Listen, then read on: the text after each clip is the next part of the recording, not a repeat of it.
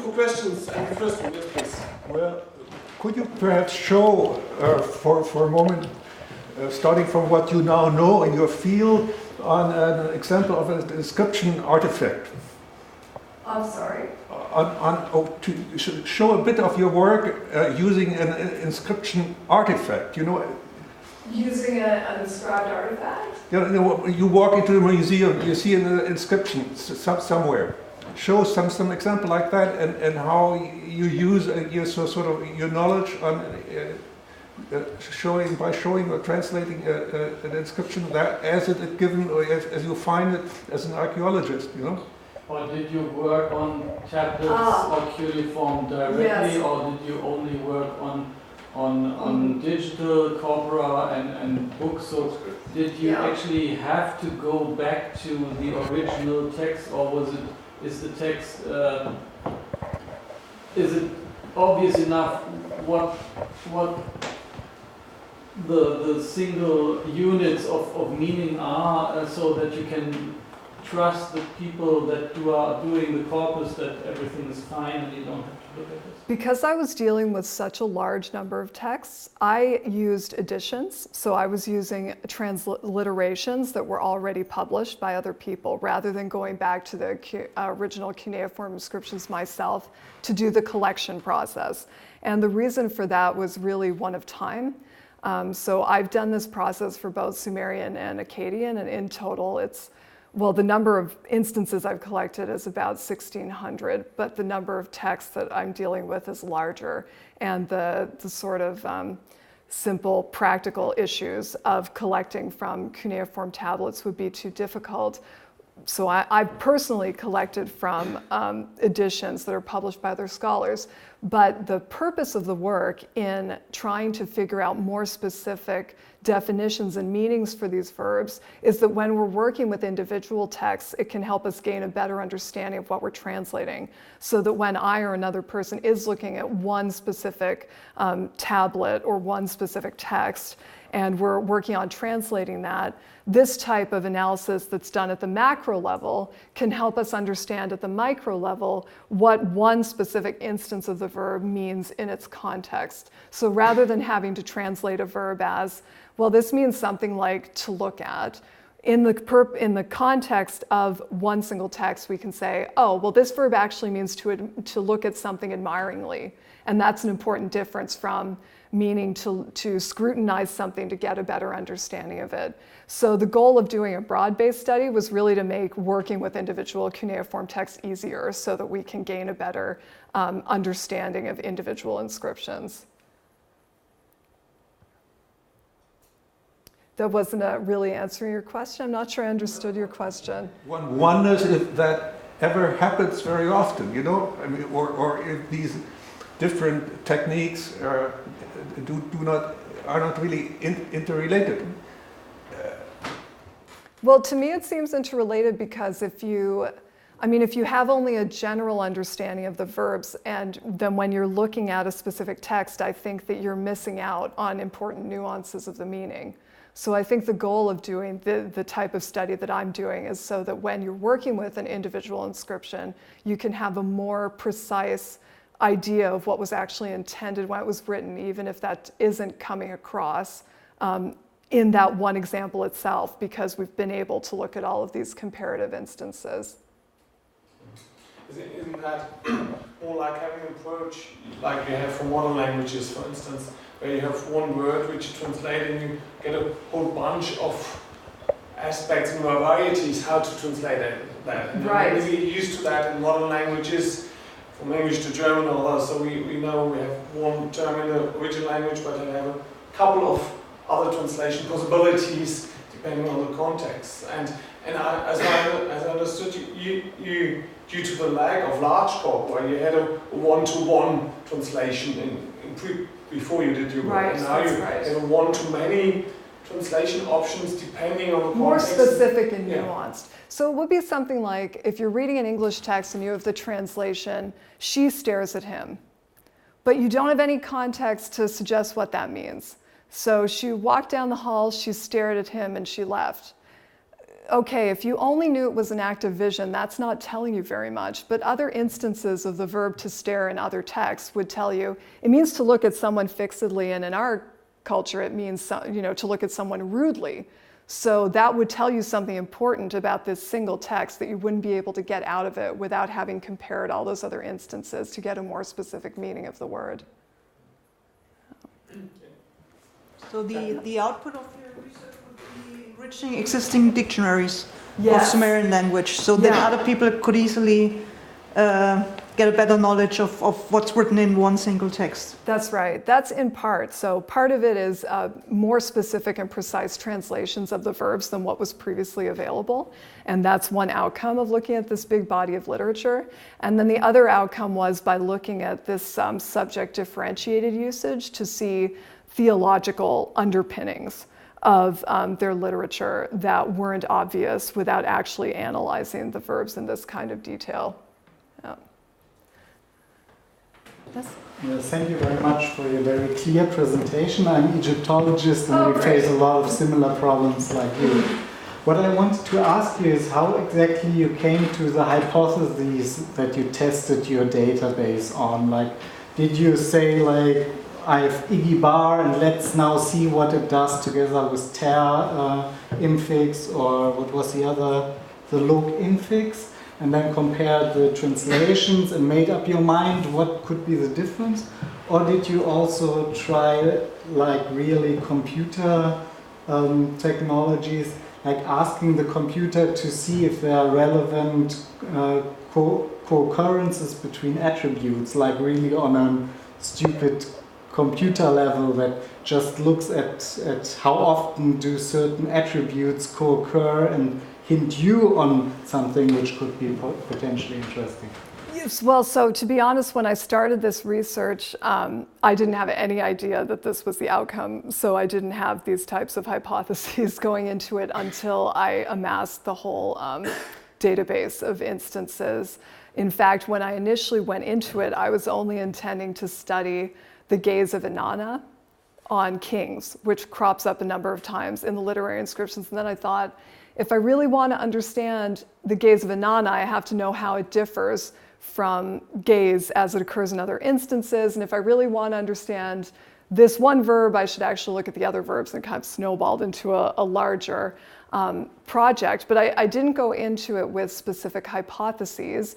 To some extent, I found like correlations between certain prefixes and infixes and this type of thing, using computer correlations. But that's less possible with looking at things like what follows the verb. So a lot of that is still requiring interpretation when you're looking at, are there consequences of this action? What type of consequences are they? And still require a higher level of engagement with the text than at least I can do at my level of proficiency using machine techniques.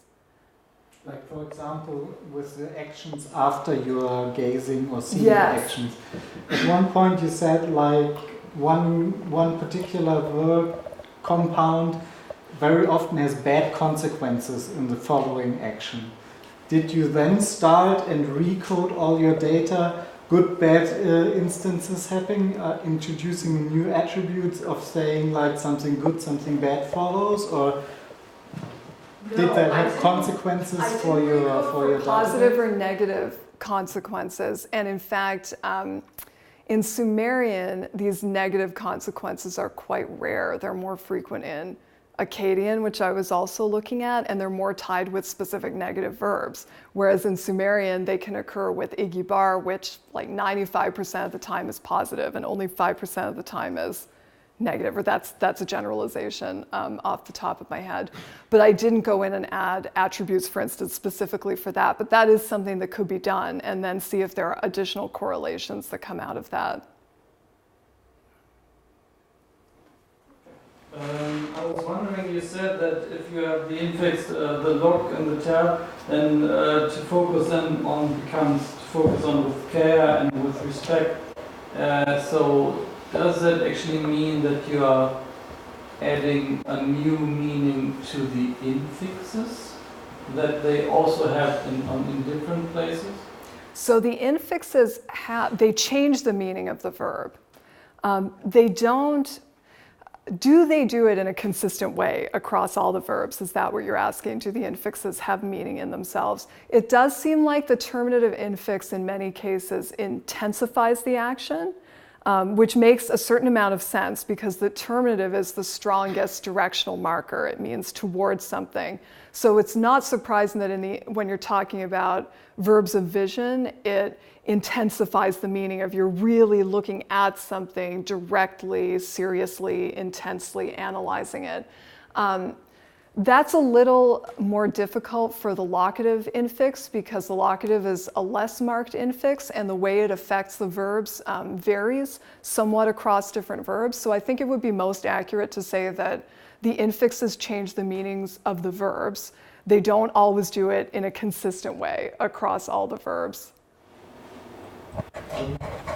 And another thing, so you're saying this Igi, Shiba, and the effects of the divine gaze. So you were discussing the hierarchy of male gods, female gods, kings, and human beings, and inanimate objects. So and you are somehow putting some semantics into this that somehow have consequences, but if I look at this list, then it's either beneficial or adverse, so it's any consequence. So does it actually make sense to put the consequence in the semantics of the verb at all, or can you just say, well, this verb just acknowledges this hierarchy and nothing more? So Well, one question would also be, is there a verb that goes up the hierarchy? And is for example, if what the humans, the rare instances of humans using this word and looking at inanimate things and maybe influencing them on that, is this a point where that hints to deciding this? So sort of this, looking at this in itself is breaking it apart from the context that helps make decisions about this verb seeming to be a verb of influence. So part of the reason that I believe that it's an influential verb and the meaning is specifically influential gaze is by comparing it to igibar with other infixes. So you don't get similar behavior with igibar with the locative infix and comparing it to other vision verbs. So you never get similar types of consequences with other verbs. And it does have some relationship that I didn't go into to the way that the nominal element is extended. So if there's an extension on the nominal element that's steadfast, favorable, they're often favorable, something like the eye of life. Those are more likely to have positive outcomes for following the verb. So if the goddess looks on someone steadfastly, if she looks on someone with her eye of life, he's more likely to experience positive consequences. But really, it was a matter of breaking this one type of verb with one particular grammatical construction apart and comparing it to all the other instances of other vision verbs and this verb with other grammatical constructions to see that there does seem to be a pattern here that's indicating a real type of influence. And we also have the benefit of the Akkadian sources, which I'm not talking about today, which occur in the same cultural context, even though they're in a different language, and express the same phenomenon. The gods seem to be, with certain verbal constructions, looking upon human beings in an influential way. So what I'm talking about here is a finding that's within a greater context than I was really able to express in the talk. As for the issue of looking back up the chain of status, you don't get looking in the sense of igibar, which is gazing fixedly, but you get other types of vision. So particularly usikstugfor, which means to regard something, to look at something in an admiring way, that can move back up the chain. So I, a human being, I can look at someone, at a god admiringly, which makes sense because of the different connotations of that verb. What we do also see very often is a contrast between the gods looking powerfully with Igibar, and human beings seeing the gods, and specifically seeing the radiance of the gods. So the gods were closely associated in Mesopotamia with outward emanating powers like radiance. The gods emanated light. Shamash is the god of the sun. When you look at Shamash, all you can see is brightness. When you look at the god Nana, the moon, all you can see is brightness. You can't see Nana's face because the gods are so radiant. And so we do have a contrast that occurs in the sources between gods who are looking outwards, but all human beings are able to do in comparison is to receive this brightness that they're observing, but they're not able to make sort of a powerful gaze in the direction of the gods the way the gods are towards them. But to inanimate objects they can. Yes, to inanimate objects they can. And again, which seems to be because there's that level of status distinction. In the Akkadian sources, there are a couple of instances, and these are really rare, where kings look on human beings in this powerful way. And it's specifically used to describe Ashurbanipal, the Neo-Assyrian king, looking on his vassals who are subservient to him.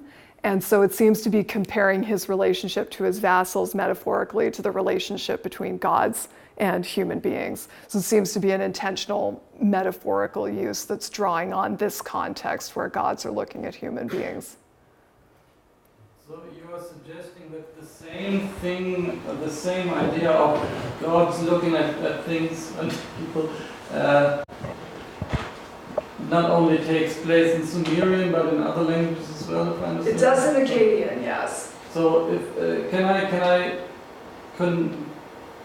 extend this up to the Bible where it says respexit humilitatem ancile sue? Yes. Well, they're all operating in a Near Eastern cultural context. The Sumerian and Akkadian are very clear sort of cultural continuity. So when we see the similarities between Akkadian and Sumerian literature, it arises from a cultural scenario where scribes were trained in both languages for certain periods of time. So Sumerian remained the prestige language for a long time after it probably ceased to be spoken. People were still writing it, just like Latin. So people were still writing it at a long time after they stopped speaking it, and the people who were writing it were speaking Akkadian. So we get bilingual texts where we have Sumerian versions of texts and Akkadian versions of texts. And the Akkadian literature from later periods seems to draw on a tradition not only of earlier Akkadian sources, but earlier Sumerian sources. So it's very easy to see parallels across this literary corpus because they're so closely related. But I do think it has relevance for the Bible because even though it's not within as consistent a stream of influence as we have within Mesopotamia and the Sumerian and Akkadian languages, it certainly was within this broader Near Eastern cultural context. I have another question. Do you have similar phenomena with other verbs, especially with other senses like speaking or hearing, that you can also have these differentiations on status levels and acting levels? So it's very much who's doing what and who's allowed to do what, and is that observable on other nouns or other activities? Well, one of the differences between the verbs of vision and other types of verbs like verbs of hearing is that there are lots of verbs of vision. So we're more able to see kind of differences in usage because they have a lot to work with. They can use, if they can't use Igibar, they can use something else. By comparison, we only have one verb of hearing, so it's much less, you can't do the same type of analysis, but my intention is to analyze hearing and see how it functions, to see whether you're getting any type of status distinctions or other types of distinctions that we see in the vision verbs.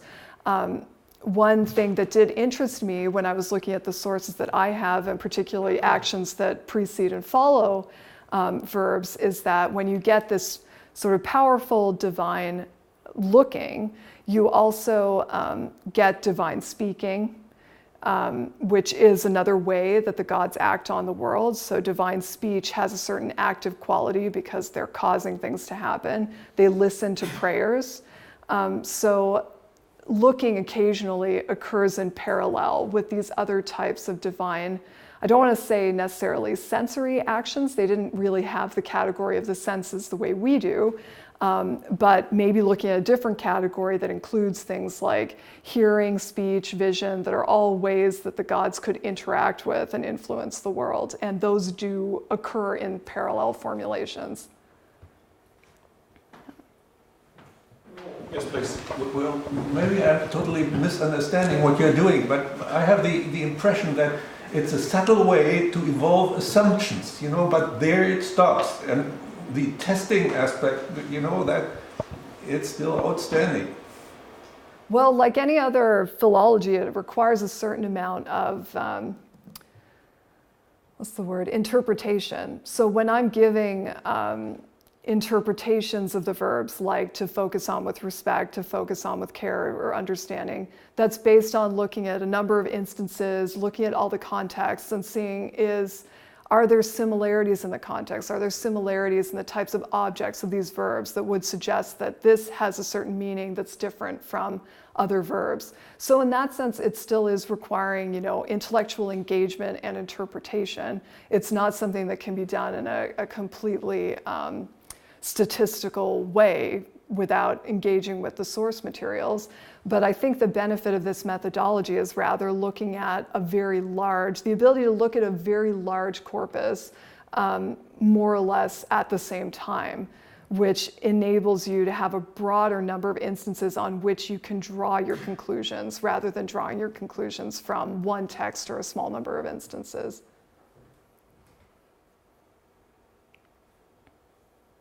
Can you say anything at all about the rare verbs, or did it actually help you in any way to list them? The problem with the rare, in some cases we can make conclusions about the rare verbs because we have them in lexical lists, sometimes bilingual lexical lists where they're giving us an Akkadian translation of the Sumerian. But in other instances where we get only one occurrence of the verb at all, it can be very difficult to determine what its particular nuances or connotations were by comparison to some of these other verbs. And it's also difficult to know if it occurs once. Is this a verb that was frequently used in speech and rarely comes up in the sources? Is it a verb that was extremely literary, that was sort of like a verb that's used because it's extremely rare? This methodology, I think, was less helpful for sussing out the meanings of the very rare verbs, for instance, the hapaxes. The benefit is really in the verbs that have a higher number of instances where you can look at and process data relating to many instances. Thank you very much for this interesting approach. As a Hittitologist, I should say that I need to look at this project with the envious eyes because we are far from behind electronic corpus. We of course started this project, but the project is quite new, so we need at least like 20 years or so, let's say, or much more. And in any case, this approach helps in any way, not only the identification of precise meaning of this kind of syntagma, but also the general or basic concept of, in this case, Iggy, and not only these lexicographical studies, but also maybe it is used for case syntax because you show some things with terminative, some things with gerative and locative, and so on. So. What do I want to say? There was one question about the definition or defining corpus, because you mentioned that some texts are from Old Babylonian texts, and then of course it is a matter of debate, but when the Sumerian language are already dead, then I assume that the Sumerian language is after these periods, let's say, a bit, how can I say, with the failures and these kinds of mistakes, And in the case of bilingual text, it is much more noticeable that we have kind of interference from the Akkadian languages, and in some cases much more strange because it is really literal translation from Akkadian text. But you mentioned it is possible to approach this text diachronically, but actually you did not mention this kind of stuff a little bit, but of course you are aware of it, no? Oh, pardon, I didn't hear the last. Maybe you are aware of the text is genuine Sumerian or not, and this kind of stuff, because you can, to some extent, distinguish this diachronic approach.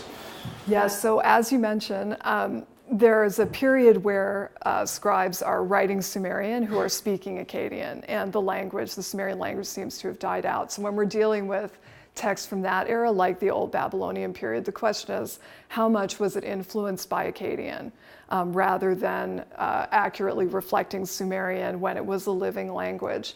And the benefit of looking at a diachronic approach, because of course we get, in some ways, larger number of texts with Old Babylonian attestations. So we have manuscripts and copies of texts are more abundant in the Old Babylonian period. We have a lot of evidence from that time. But when you're looking at text diachronically, you can see that these distinctions exist in the way the verbs are used in the earlier sources. So prior to the Old Babylonian period, you're still getting these differentiations in usage between Igi Bar and Igi Duate and so on. But there is an extent to which the later texts fill in gaps in why that's happening, because there's just simply a greater abundance of materials. And in some cases, materials that may have been composed in earlier periods, but where we're getting the copies in the later period. So I would say that we can see it's that certainly some of these distinctions existed already in the earlier periods, but the later periods also provide us with some additional context and help us flesh them out. Yes, please. I'm playing now the Advocatus Diaboli. In former times, for this kind of study you would have used a lot of files, and you would have written down all the sentences you find with the usage of a special verb on files, and then you would have made a big Zettelkasten and made your study. So what's now the benefit of using a computer? Yeah, the benefit of using the computer is that you can deal with a larger number of instances in a more straightforward way, and you can very quickly query particular combinations of data so that you can see the differences between them, so that you can look at, instances with a certain subject, a certain infix, and a certain prefix, whereas if you were working off index cards, you'd have to catalog them all essentially, and then pull out, those 20 individual. You'd have to, have 10 color codes on them and pull out the 10 that were stickered red, and then the 5 of those that were also stickered blue, so that you've got all the red and blue ones or what have you. Whereas with this process, you can do that very quickly, and with hundreds or thousands of instances in a more efficient way. And when I first began my research, I didn't have the intention of using a database, but essentially my corpus got so big that it was the only efficient way to deal with it. And that's how I came to be using database technology myself. So I think it's essentially when you're looking at those larger number of instances, it's just unmanageable to do it in a more traditional way, or at least more difficult. Yeah. Okay. Thanks a lot. I think we'll keep more questions for wine and drinks and waters. So everyone is enjoyed to join us next. And thanks again for your talk and your time for discussion. Thank you.